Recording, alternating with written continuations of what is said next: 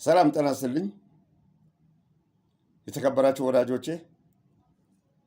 አንድ አጠር ያለች ሀሳብ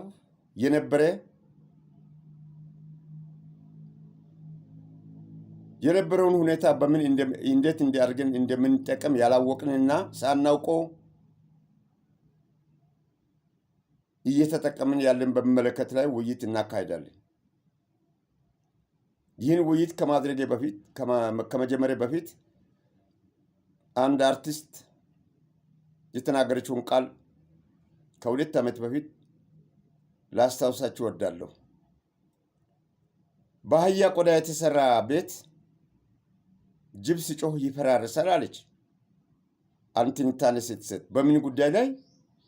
በዘረኝነት ላይ በተመሰረተ አሰራር ላይ በሚፈጸም ድርጊት ይህን ካለች በኋላ አሰራሩና አካሄዱ በዘረኝነት ላይ መሰረት ባደረገ ሁኔታ ሆኖ በግልጽ የሚታይ የሚያዝናና የሚያኮራራ አፍ ሞልቶ ለመናገር ሲፈልግ የህዝብን ስነ ልቦና ለመሳብ ሲፈልግ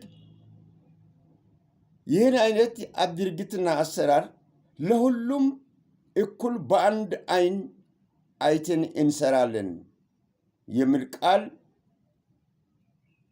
ትርጉም ፍቺ የሚሰጥ በስዕል ለመግለጽ የተሞከረን ነገር አስመልክታ ስትናገር ሰው ልጅ ሁለት አይን ነው ያለው።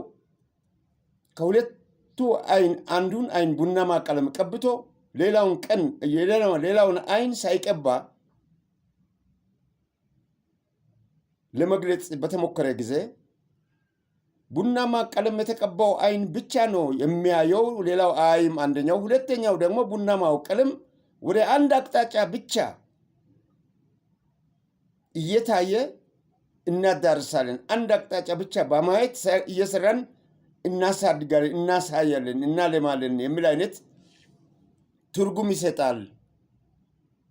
በአነጋገር አንድ አይን የምንለው በአስተሳሰብን በአካሄድ አንድ ልብ ይዤ በአንድ ወጥ አሰራር እሰራለሁ የሚለውን አገላለጽ በስዕል ለመግለጽ እጅግ በጣም የሚከብድ ስለሆነ መስሎ አንድ አይኑን ቡናማ ቀለም ቀብቶ በስዕል የገለጸ መሆኑ አሁን ከምታየው አሰራር ጋር ወደ አንድ አቅጣጫ ብቻ ያዘነበለ አሰራር የሚደረግ መሆኑን ጠቅሳ ያስቀመጠችው ቃል ለእኔ እስካሁን ድረስ ከአሁኑ ተጨባጭ ሁኔታ ጋር ካለው በአገሪቱ ውስጥ ባለው ሁኔታ ላይ ያለውን ሳሰላስና ሳወጣ አንድ አይኑ ለካ ወደ አንድ አቅጣጫ ብቻ ማየት የሚያስችል ስዕል ነው ቡናማ ቀለም የተቀባው የሚል ትርጉም እንዲሰጥ አስገዶኛል። በአህያ ቆዳ የተሰራ ቤት ጅብ በሚጮህበት ይፈራረሳል የተባለው ጅቡ ማን ነው? አህያው ማን ነው? በአህያ ቆዳ የተሰራው ማን ነው? በዘረኝነት የተመሰረተ ቤት ማለት ነው። ይሄ ትርጉም እያሰላሰልኩ እያወጣሁ እያወረድኩ ኖሬ ዛሬ በማቀርበው ውይይት ሀሳብ ላይ የምናካሂደው ውይይት ይህን መሰረት ባደረገ ትርጉም በመስጠት ሳይሆን ከዛ የሚያወጣ አሰራር ለመስራት እንዴት ይቻላል? እንዴት መውጣት ይቻላል? በአንድ ልብ በአንድ አይን ሳይሆን በሁላችን ልቦናችን፣ አስተሳሰባችንና አካሄዳችን፣ ስራችን፣ ለስራ ተነሳሽነታችን አንድ ወጥ መሆን ይገባል አይገባም? ቢገባስ እንዴት የሚለውን ሀሳብ ላይ እንነጋገራለን። ይህም መሰረታዊ ሀሳቡ የስራ ግብር ነው። የስራ ግብር ለምትሰራው ለመንግስት ግብር ትከፍላለህ። እንዴት ነው የምትከፍለው? ለማን ነው የምትከፍለው? መንግስት ስል ህዝብ ነው። ከህዝብ የተመረጠ አሰራር፣ ስርዓት፣ ህገ መንግስታዊ ድንጋጌዎች ባለበት ሀገር ላይ ለመንግስት ግብር ይከፈላል። የሚኖር ነዋሪ ሰርቶ ግብር ይከፍላል። መሬቱን ተጠቅሞ ግብር ይከፍላል። ነግዶ ግብር ይከፍላል። ስራ ግብር ይከፍላል። ነዋሪውም የሚኖርበትን የተሰጠው ቦታ ላይ ሆኖ ግብር ይከፍላል። ይሄ የግብር መሰረታዊ ሀሳቡ ነው። የግብሩ አፈጻጸም የግብሩ ገንዘብ ህዝብ አውቆት ለህዝብ ስራ ላይ በሚውል ተግባር ላይ የሚውላል። ያን አንድ ሰው እኔ ወሳኝ ነኝ፣ ፈላጭ ቆራጭ ነኝ፣ እኔ በማደርገው ማንም ሊጠይቀኝ አይችልም በሚል ውሳኔ የሚደረግ አይደለም።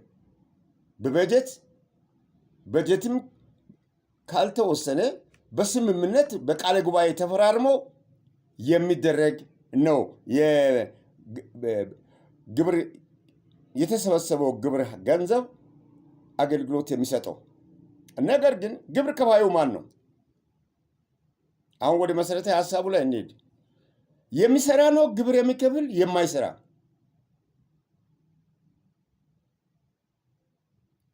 የሚሰራ ግብር የሚከፍል ከሆነ የማይሰራ ግብር የማይከፍል ከሆነ የማይሰራው ለምን ስራው እንዳልሰራ መስራት እንዳልቻለ፣ የሚሰራውስ ደግሞ ግብር የሚከፍል ከሆነ የሚሰራው ማን ነው?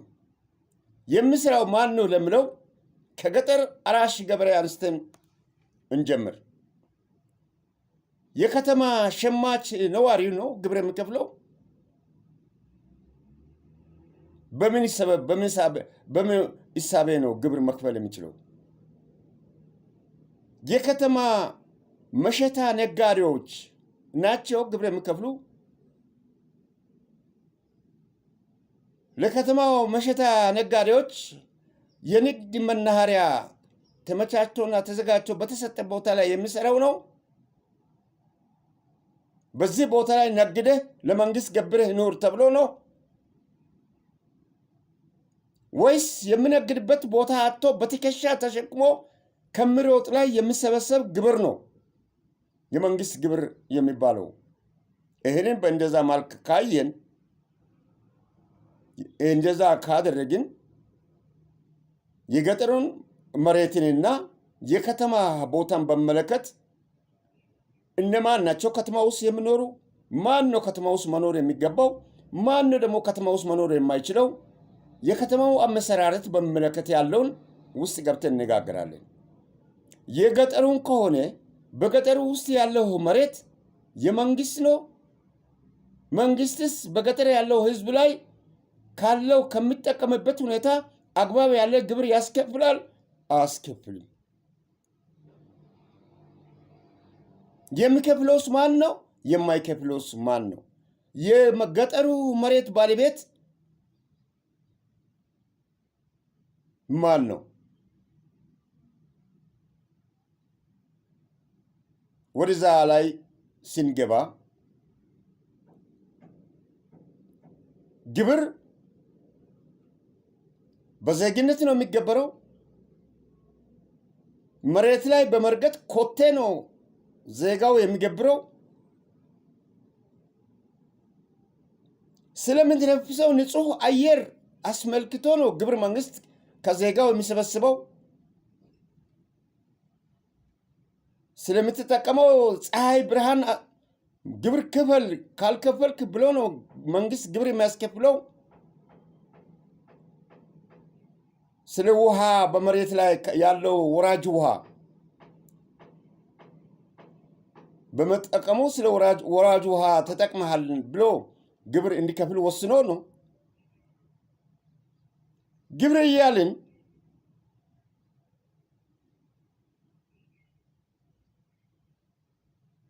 በዝርዝር የምንገብረው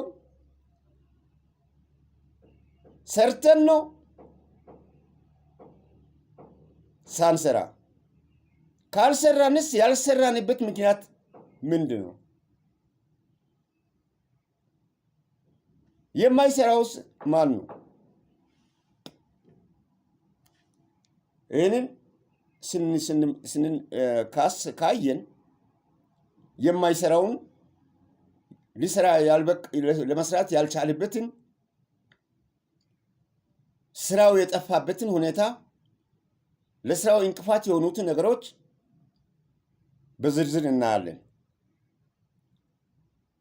ገጠር መሬት ላይ እንሂድ።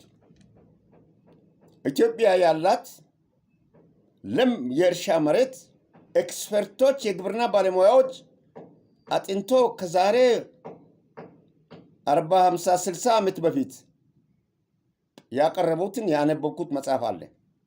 በኢትዮጵያ ውስጥ ሰሜን፣ ደቡብ፣ ምዕራብ፣ ምስራቅ ኢትዮጵያ ተብሎ በተጠራው ክልል ውስጥ ለም መሬት 75 ሚሊዮን ጋሻ መሬት ለም መሬት ውሃ ክረምትና በጋ የሚፈስበት ለም መሬት 75 ሚሊዮን ጋሻ መሬት አለ። 75 ሚሊዮን ጋሻ መሬት ወደ ሄክታር ስትቀይር አንድ ጋሻ መሬት 40 ሄክታር ስለሆነ አንድ ጋሻ መሬት 40 ሄክታር ስለሆነ 75 ሚሊዮን ጋሻን ወደ ሄክታር በምትቀይርበት ጊዜ እጅግ በጣም ሰፊ ለም ቦታዎች አሉ። ከዚህ እጅግ በጣም ሰፊ ለም ሄክታር መሬቶች ውስጥ የኢትዮጵያ ሕዝብ 120 ሚሊዮን የሚኖረው 15 ሚሊዮን ጋሻ መሬት ላይ ብቻ ነው። የተረፈው መሬት ኤክስትራ ትርፍ፣ እርሻም የማይታረስበት ሰውም የማይጠቀምበት ጫክ ትርፍ መሬት ሆኖ ነው የሚኖረው። ይሄንን እኔ አይደለሁም ባለሙያዎች ኤክስፐርቶች አጥንቶ ቀደም ብሎ በነበሩ መንግስታት ያቀረቡትን ለህዝብ ባሰራጨው ጊዜ ያነበብኩት ነው ያየሁት ነው። አሁን መሬቱ አልተቀነሰም፣ እንዳለ ነው ያለው። ወንዙ አልደረቀም፣ እንዳለ ነው ያለው። ይህን ለማለት የፈለኩት 15 ሚሊዮን ጋሻ መሬት ላይ ከተማውም ገጠሩም ሰፍረው ያለችበት ቦታ ነው። ከተማ ያለውም 85% ገበሬው ያለው 15 ሚሊዮን ጋሻ መሬት ላይ ብቻ ነው። ከዛ ውጭ ባለው 60 ሚሊዮን ጋሻው መሬት በየክልሉ ተብሎ ዛሬ በተከለለው ውስጥ ተንጣሎ ነው ያለው። አንድ እሱ ነው። ወደዛ ሲገባ ይህንን 60 ሚሊዮን ጋሻ መሬት ተንጣለው ያለውን ቦታ ክልሎች የራሳችን ይዞታችን ነው ብሎ ነው የክልሉ ይዞታ ነው የሚለው ነገር ተነስቶ ሰው ከቦታ ወደ ቦታ መንቀሳቀስና መስራት ወደ 60 ሚሊዮን ጋሻ መሬት ላይ ባለበት ደርሶ መስራት እንዳይችል ታጥሮ ነው ያለው። የታጠረው በክልሎች አመሰራረት በዘረኝነት ላይ በተመሰረተ መንግስት አሰራር የተደረገ ነው። ስለዚህ መንግስት ከጠቅላላው ከ75 ሚሊዮን ጋሻ መሬት ላይ 120 ሚሊዮኑ ህዝብ ለመንግስት ግብር ይከፍላል አይከፍልም? መንግስትስ ለማስገበር የሚያስችል አቋም ላይ ነው አይደለም? ይህንን እናስብበት። ይህን ካል በ15 ሚሊዮን ጋሻ መሬት ላይ ከነበረበት ዜጋው በ15 ሚሊዮን ጋሻ መሬት ላይ ከሚኖርበት እየተፈናቀለ ነው፣ እየተሰደደ ነው፣ እየተገደለ ነው። በዘረኝነት ላይ በተመሰረተ መዋቅር መሬቱን መንግስት ነው የሚያዘው። ህዝብ የመሰረተው መንግስት ነው የሚያዘው። በህዝብ ባልተመሰረተ በጎሳ ላይ በተመሰረተ መንግስት ነው መሬቱ የሚተዳደረው። የመሬት አስተዳደሩ ስርዓት አድርጓል አላደረገም? ይህንን መለየት እንድንችል ነው። ስርዓት አድርጓል የሚለውን ድምዳሜ ላይ ለመድረስ የሚያስችለን ተጨባጭ የሆነ ሁኔታ የሚያሳዩ አለ። አንዱ ክልል ከአንዱ ክልል ላይ ሰውን ያሳድዳል፣ ያባራል።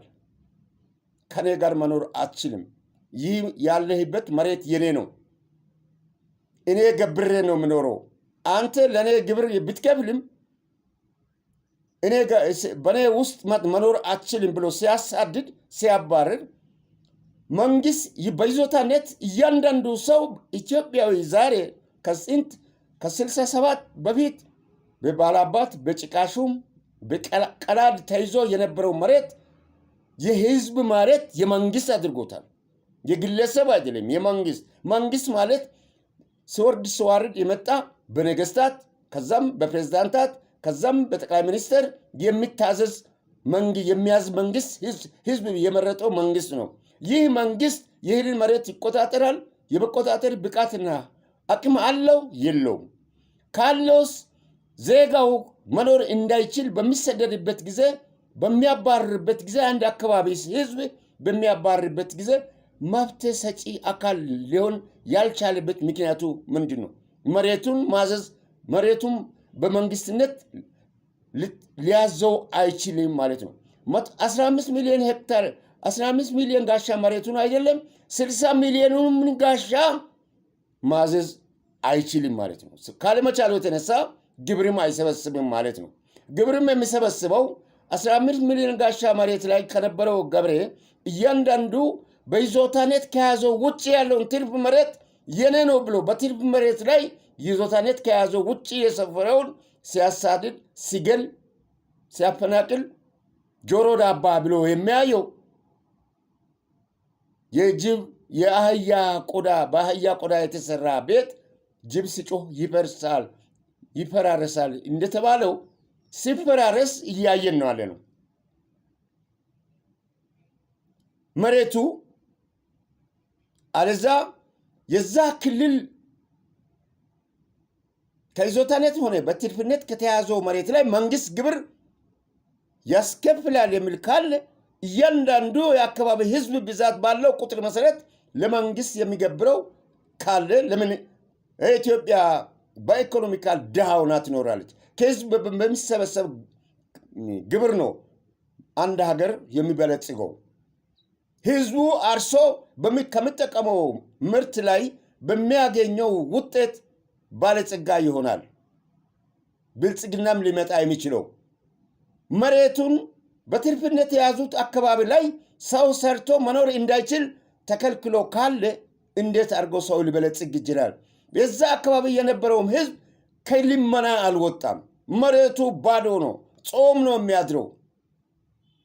ግብር መንግስት አይሰበስብም። ኪሱን ካዳበረ በልቶ ካደረ ጉዳዩ አይደለም።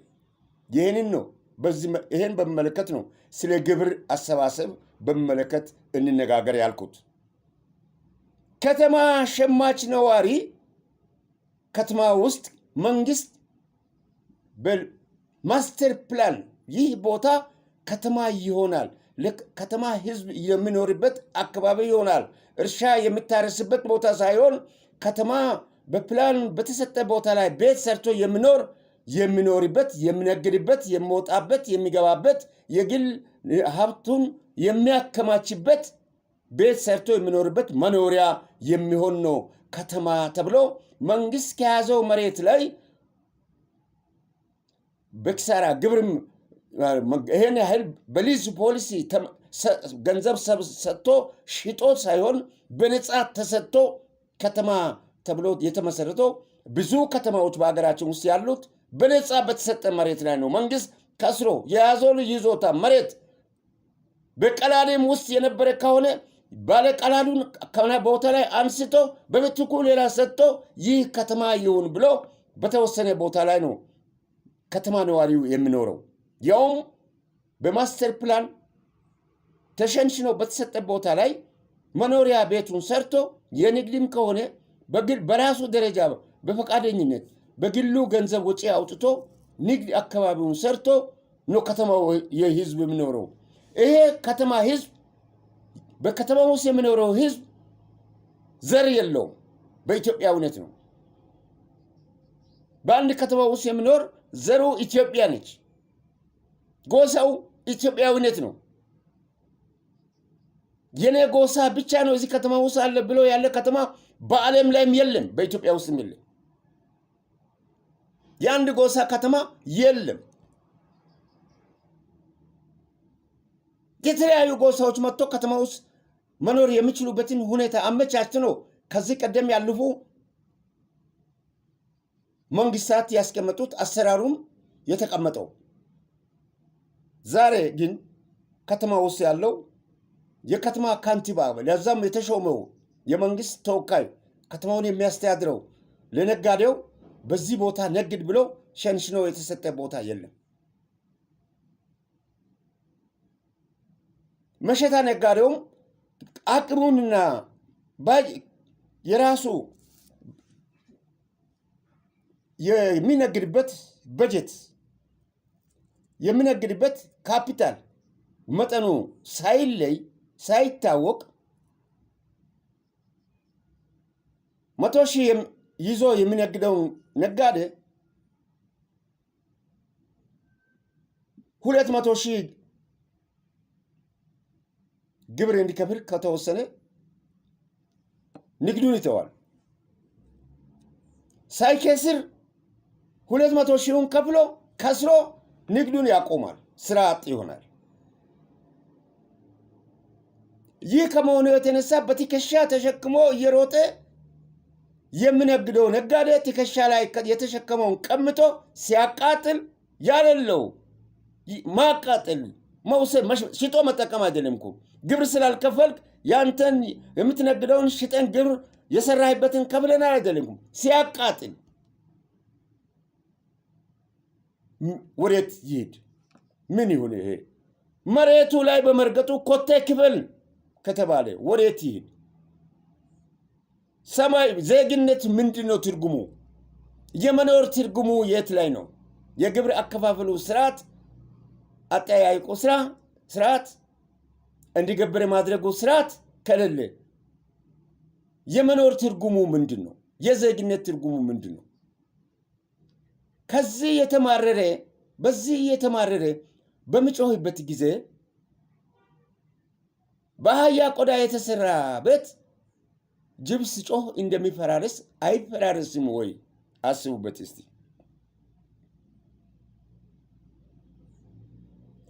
60 ሚሊዮን ጋሻ መሬቱ በአንድ አቅጣጫ ላይ ብቻ አይደለም ያለው፣ በ14ቱ ክልሎች ውስጥ ነው።